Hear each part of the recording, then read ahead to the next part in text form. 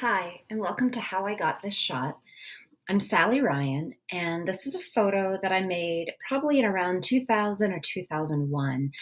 I was working for a chain of newspapers in suburban Chicago, and I was doing a lot of very hyper local community journalism. And one of the things that I got to do, which I really loved, was a photo column.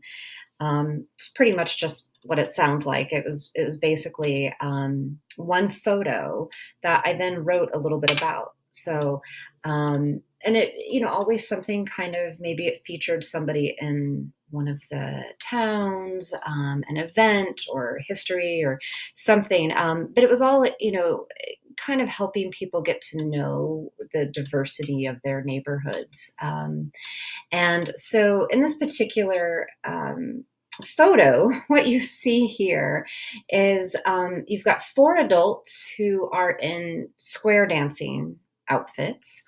And you have a teenage boy in black sweats and a gorilla mask. And my original intent was to go photograph a square dance and find out, why do people do this? What's the history behind it? Why is it popular in this community? And that was my original thinking. I thought, okay, that's what this next column will be about. Um, and I show up at the community center where the square dance is being held. And there are people in costumes and there are people dancing. And there's a teenage boy. He did not have the gorilla mask on at first when I met him. But he was definitely sort of the odd person, the odd man out, so to speak. Everyone was several decades older than him. And it turns out that his dad was, I think, the caller for the square dance. So he was calling the dance and the moves and, sort of the swing your partner to and fro, that sort of thing, I think, from what I remember. And the boy had just gone with his dad that evening. I think I had mentioned it was around Halloween, or it was around Halloween. So he had brought this gorilla mask just to kind of keep himself entertained.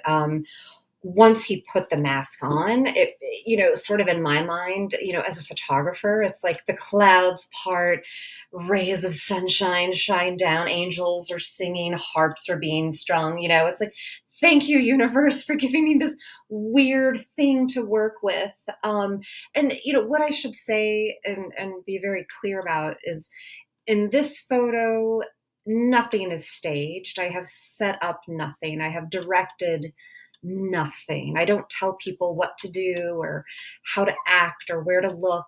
As a photojournalist, the only time I ever will set up a photo is if it's a portrait of someone, and it's very clearly a portrait that they are posing for.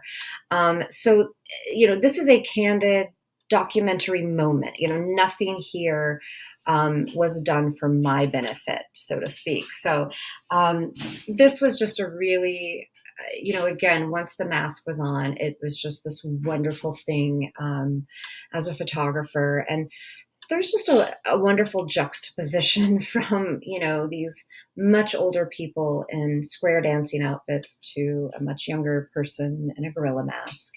I love juxtaposition in photojournalism, and I think it can be a really useful storytelling tool. Juxtaposition is basically putting two elements together that may or may not belong, but you are putting them together within your frame, within the confine, right? If I draw a frame around the picture, within this box, these two kind of different elements are being juxtaposed. So I'm forcing a relationship, or I'm forcing your imagination to question what is going on. Is there a dynamic or relationship among these people? Um, Juxtaposition is great. It can really show you contrasts. It can kind of show you two different realities sometimes, or two different points of view in one moment. So this is a photo that it's an oldie but a goodie, as I sort of think of it. So thank you for listening, and see y'all next time.